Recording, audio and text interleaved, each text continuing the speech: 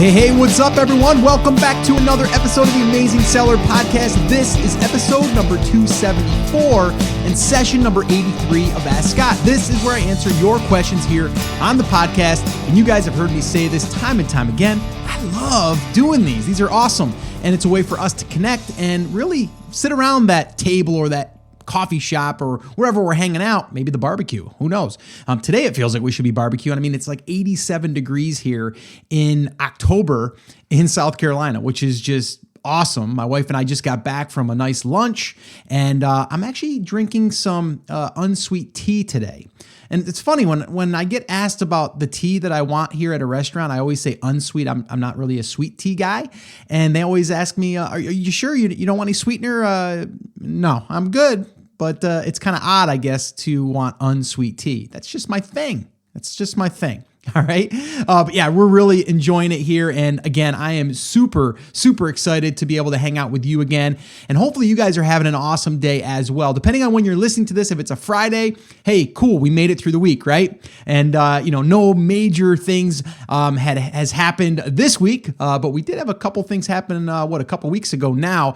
But I think we're all recovering well, and I think we're all starting to get our bearings on like where everything is kind of shaking out. And I knew that that's the way it was going to be, but everyone does seem to panic. I just did an episode with Chris Guthrie, episode 273, the one just before this episode. You might want to go listen to that because we talk about like what's it mean for the future of Amazon or just the future of online business and kind of like the different landscapes that's been kind of, I guess that has made us adapt because certain things change. And anyway, we can go on and on about that. But just wanted to say, definitely check that episode out. And I'll be doing more in the future with other, people that have just been selling online, but then have been selling on Amazon recently or other platforms. And just to kind of understand that it's part of the process. It's part of the journey.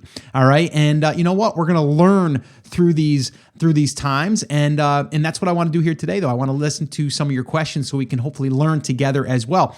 And again, I want to remind you guys, if you have a question, head over to theamazingseller.com/ask and do that. Ask a question. And everyone that's asked a question so far, thank you.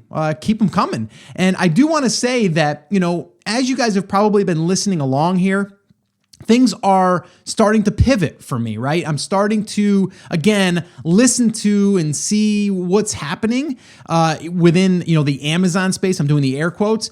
And I've already said this like a while back, right? It's always to me been about yes, use the channel, but then build your own channel or your own email list. And we're really going to be focusing a lot on that, like just the good old-fashioned basics of building a business online, right? So if you guys have questions at all about that, definitely submit those as well. It doesn't have to be just Amazon related. Remember, I've been doing this for a while now online and brick and mortar. I've done physical products. I've done digital products. So if you have any questions on, audience building, or if you have any questions on list building for your product or your brand or branding, definitely submit those. And if I can help you there, I'd love to do that as well. So we're not just limited to Amazon. And I want to start broadening your thinking on, what is the next move? Like, what should we be focusing on? And that's really what I'd like to do moving forward on these Ask Scott sessions. So it's not just Amazon related.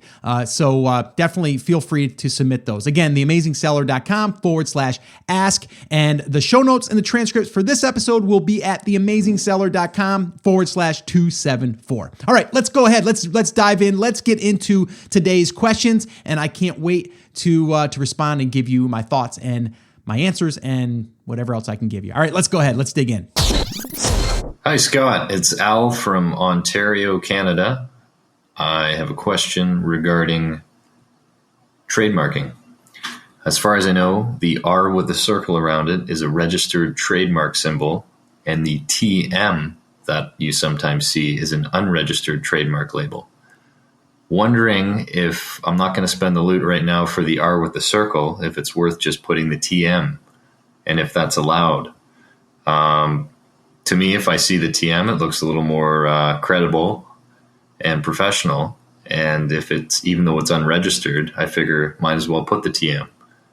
Just wondering your thoughts on the TM and if you know any of the rules regarding trademark symbols. Thanks for your podcast. and take care.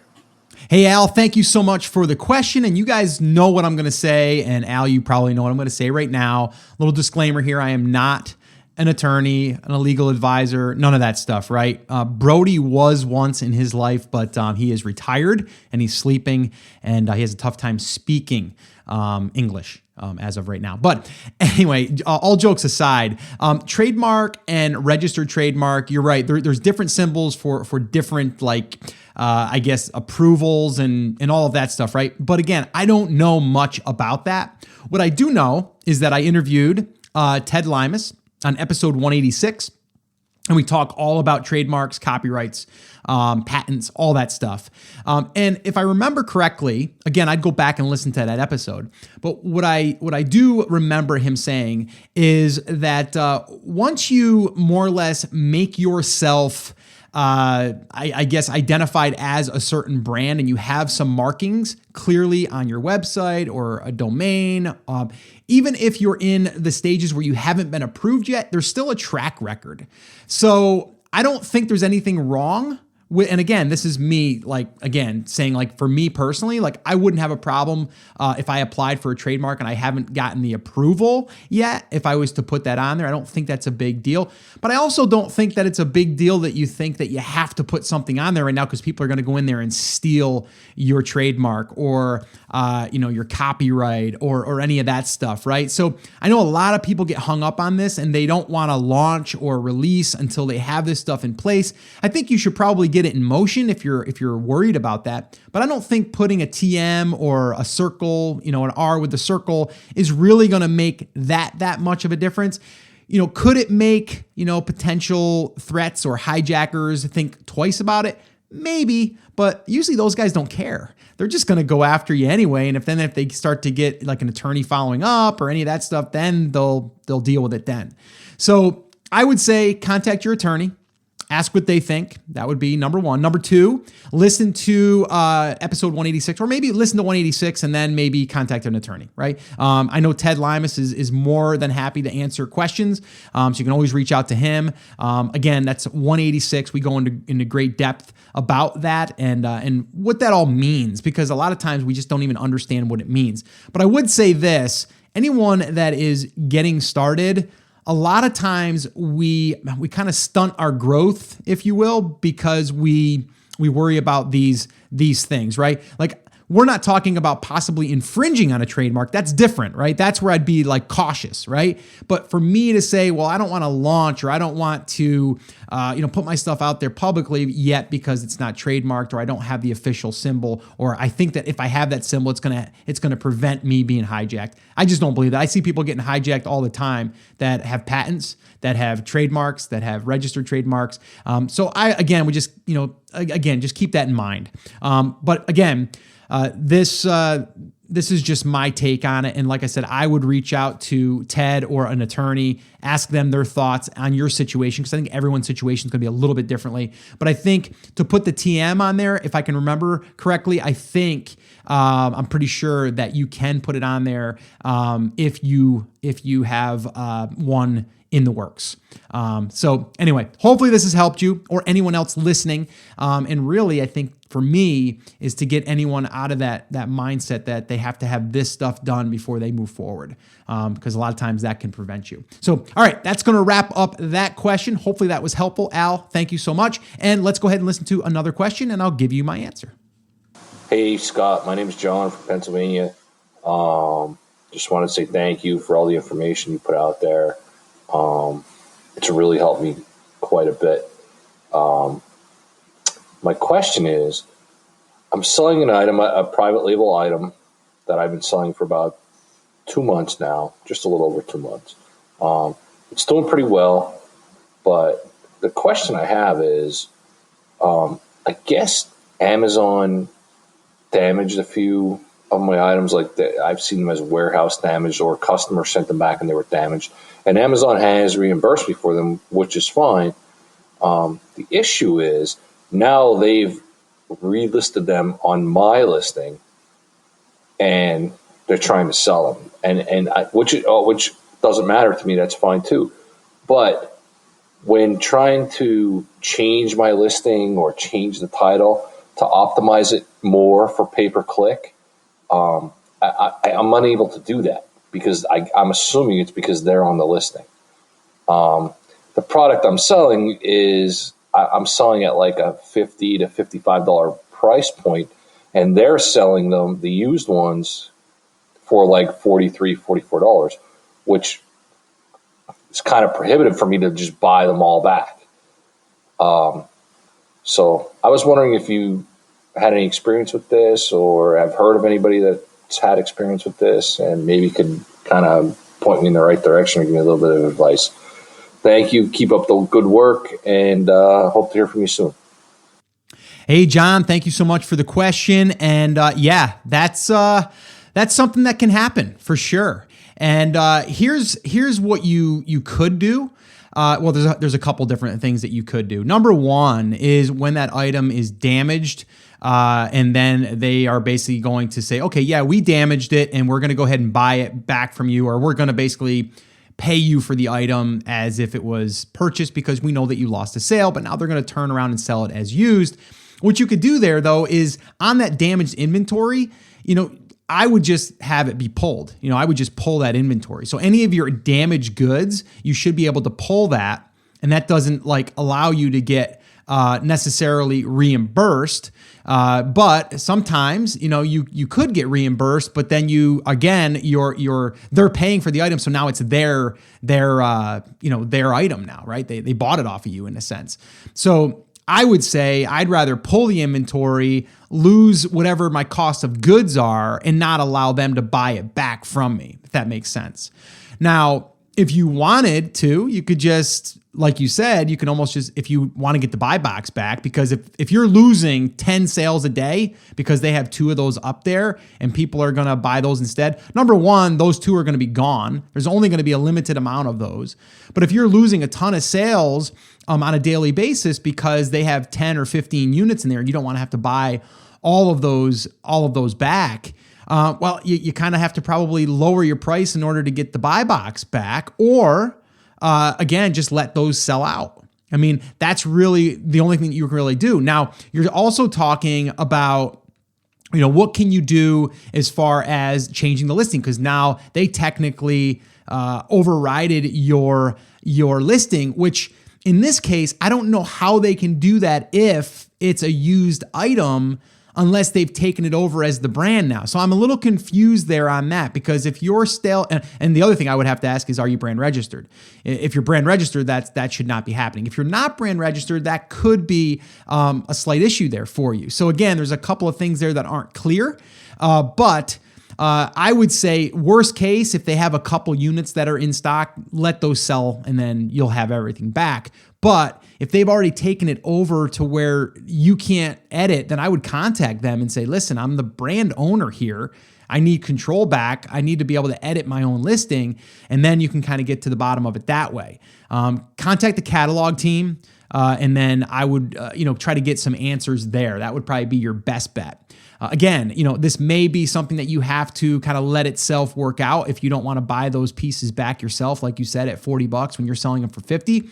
But if it gets your buy box back, that you're able to get your natural sales, if you're selling, like I said, 10, 15, 20 a day, that may be worth it if there's only a couple of units in there. Like I said, in the future, I would say any damaged goods, just have it destroyed, or no, I'm sorry, don't have it destroyed. Basically, have it pulled and have it sent back to you. Or if you don't want to pay the shipping to have it sent back to you, then basically have it destroyed. Okay, so that's a couple of different options there for you. So hopefully this has helped you. Hopefully it's helped anyone else that's kind of dealing with this, because understand that if you take money from Amazon for a product that is technically, and I'm doing the air quotes, damaged, they're buying it back and they're buying it from you. So now they can sell that product, right? And now you're going to have someone selling, Amazon in this case, you're going to have someone that's buying it, and they're selling it on your listing because it's your brand. So I would look at those different factors. Like I said, brand registry, this is where that's really critical, because then it proves that you've went through the steps to say that I'm the official brand of this product. And then the other thing is definitely in the future, just have that inventory pulled and have it either sent back to you or have it destroyed. So those are your different options. So hopefully this helped you. Hopefully it helped anyone else listening. Let's go ahead and listen to the next question and I'll give you my answer. Hey Scott, how are you, man? This is Michael, all the way from the Netherlands, Amsterdam. Yeah, man. First of all, thanks for giving us the opportunity to this Q&A. I really appreciate it.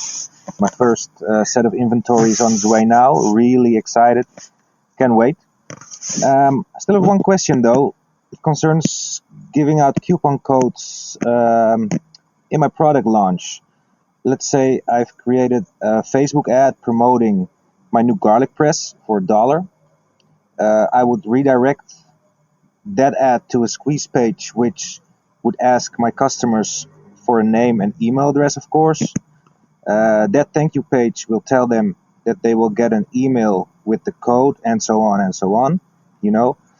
But how will I get a single-use coupon code to every reviewer, every customer? Well, I'm doing it for review, so reviewer. Without having to send them emails manually with a different code every time, so that not one code is used like 10,000 times and I run out of stock and I will die. Yeah, man, if you could give me some insights on that, really appreciate it. Thanks for your time and keep up the good work, man. Ciao. Hey, Michael, all the way from the Netherlands. What's up, man? Thank you so much for the question. And I love these questions. You guys know that. We're talking about taking a Facebook ad, targeting a certain audience, and then presenting them with our product at a discount, okay? At a steep discount. And in this case, you know, I think, Michael, you asked this question before. Actually, I know you did. It was before this recent update for reviews and all that stuff. And how much should we discount our product? I still think that you can give your product away at a deep discount, whether it's 50% off, whether it's 75% off. I think then it's going to just depend if those reviews are going to actually stick or be able to stick. So I'm going to give you kind of, I guess, the updated version of this, that if you are running Facebook ads, basically to capture the email address and to get a sale, then I'd say go for it. And in the back end of everything, you're still going to send them through your normal, give us, your feedback, let us know how we did type thing, right? In the follow-up sequence, whether you do that manually or whether you use a service like SalesBacker to do that, okay? That's still going to be the plan. But I think that we have to understand that you're really doing this to spike sales and then in the end get some reviews, whether that's organically from now that you're ranking, but you're also building that email list, which I think a lot of people gloss over. That is so very, very important. Now, let's say that you went and you did the coupon code where you're going to give it to them individually, and they were going to get 90 some odd percent off, right? They're going to get it for $1 still, and you were going to do that whole thing. You're right. You're going to have to figure out a way to deliver that coupon, and that could be manual. If you're only talking 10 a day, well, it's 10 emails a day that when they come through, you're just going to have to email those people or have someone email those people those one-time use codes. Now, I think there is a couple of solutions out there, I think, for delivering the one-time use codes, but I'm not that familiar with it right now. I am in the process right now of coming up with a solution myself. So once that is ready and I've tested it and I think it's working well, I'll let you guys know. But right now, honestly, if you build that email list with a deep discount, I would start off by trying to just do 50% off and see what happens, and then maybe go to 75%. So that's how you could do that, right?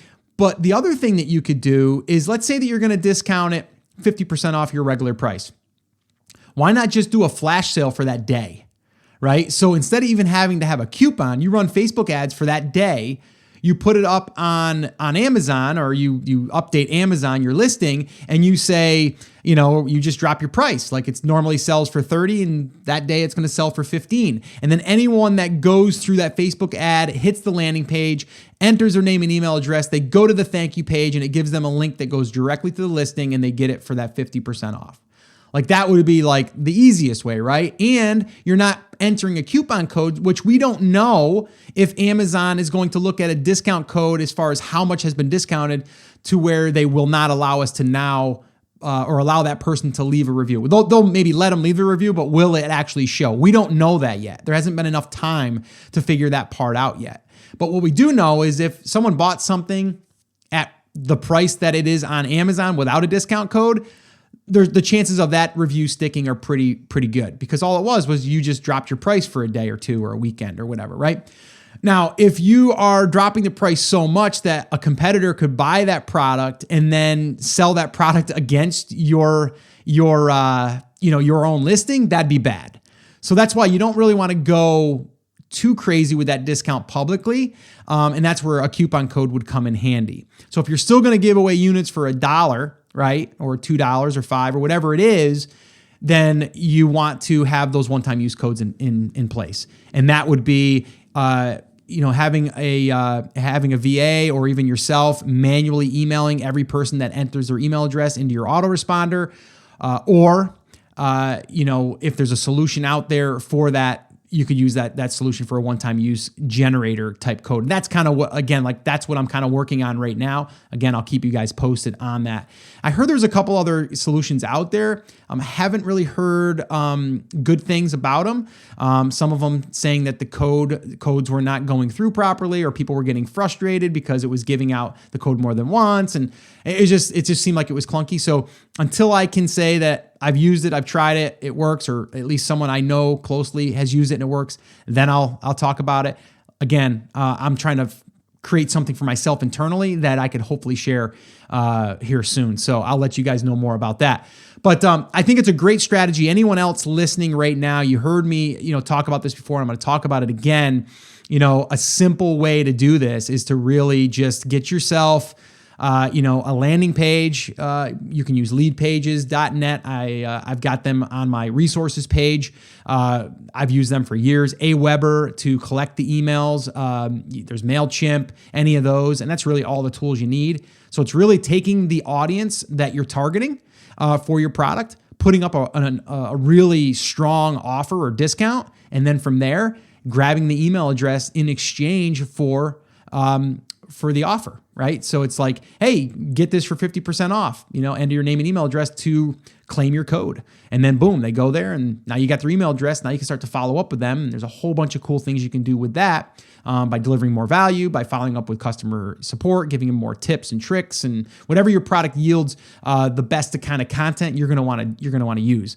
And we'll talk more about this again. I'm really, really feeling strongly about this. And I mean, it goes back to, when I started over, almost 10 years now, actually longer than that. In the brick and mortar, in my photography business, we were collecting emails back then from our customers and then following up with them. And we were selling out our holiday photography sessions well before the holiday season.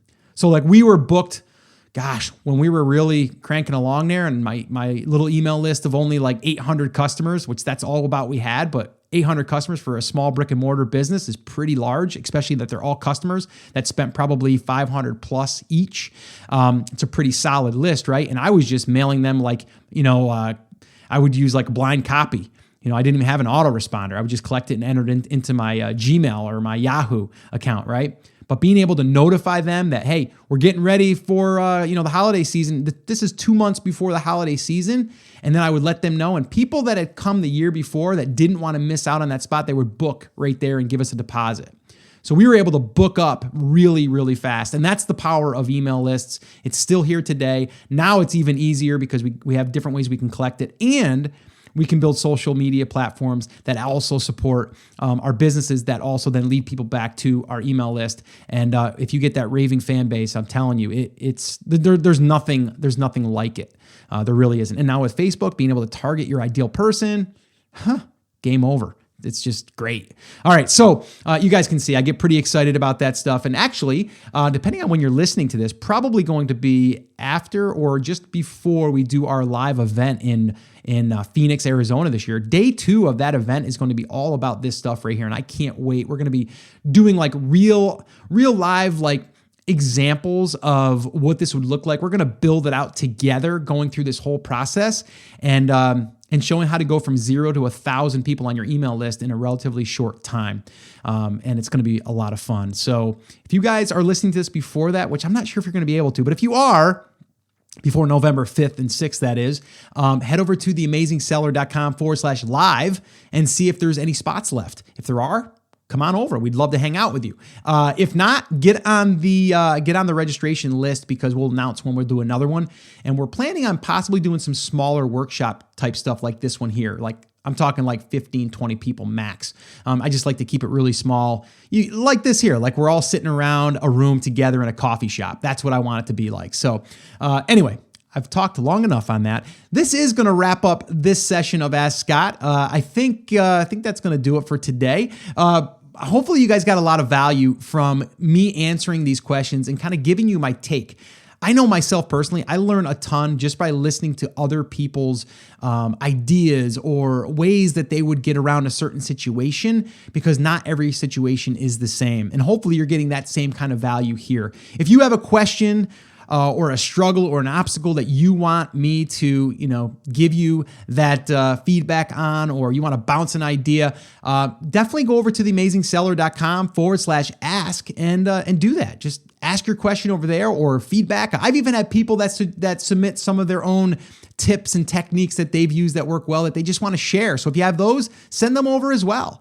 And, depending on when you send this, it may take a month and a half to actually answer the question. And I'm about that far out, but, definitely still submit it. I'd love to hear from you.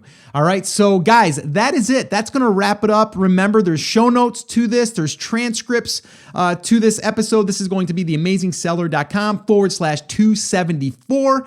And I just want to say thank you so much for being listeners of the podcast. I really, really appreciate it. I really do believe that the people that are listening, that's you, are my friends in this business space. And I really want to be able to connect with you, whether it's here on the podcast, whether it's, maybe at a workshop that we do online, or maybe it's the workshop we do in person. But I really want to be able to connect with you as a person and be able to try to help each other move forward in this journey of business and life. So I just want to say thank you so much. I do appreciate each and every one of you. All right, guys, that's it. That's going to wrap it up. Remember, I'm here for you. I believe in you, and I'm rooting for you. But you have to. Come on, say it with me. Say it loud. You know what's coming. Take action. Have an awesome, amazing day, weekend, whatever time it is. And I'll see you right back here on the next episode. Now go get up.